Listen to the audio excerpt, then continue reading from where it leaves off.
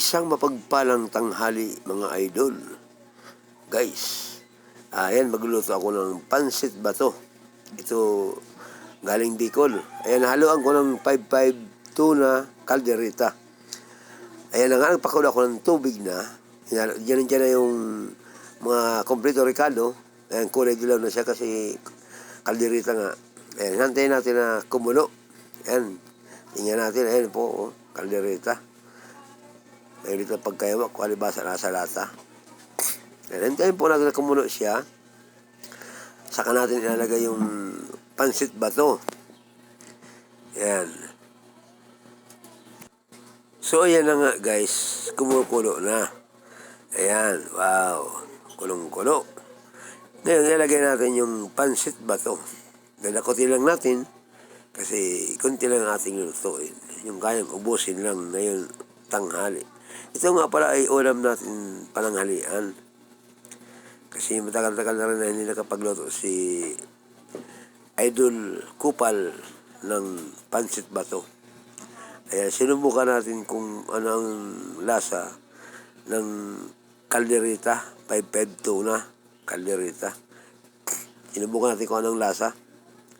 Kaya yan, Idol, abangan nyo kung anong masasabi ng ating Idol Kupal mamaya pag kanyang tinikpan. Ayan. O, tiyan mo.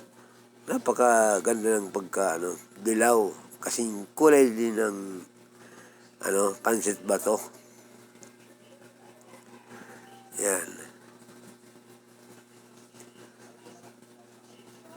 Pero takpan muna natin.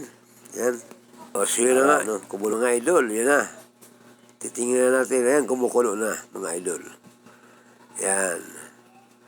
Dilaw na dilaw. Ang sarap. Tingnan. Yan. Halo-halo muna natin. Bago natin tikman ang lagyan ng mga asin. Yan. Kuha tayo ng asin. Ayan mga idol.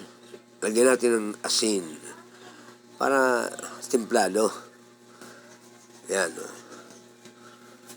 Yan.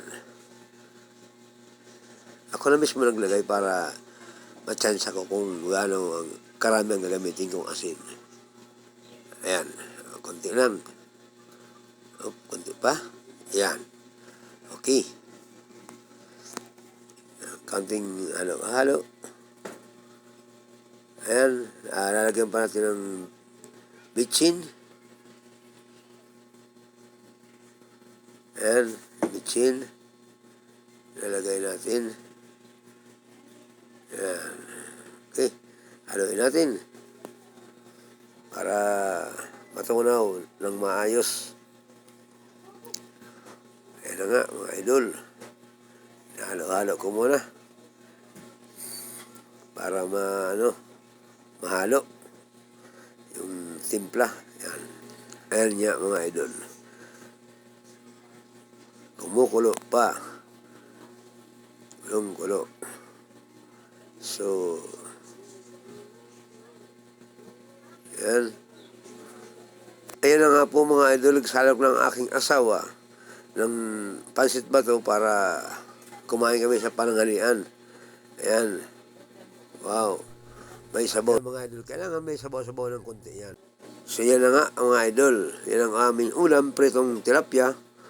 Ayan, meron pang ampalaya. Ayan. Kakain na kami. Salamat mga idol.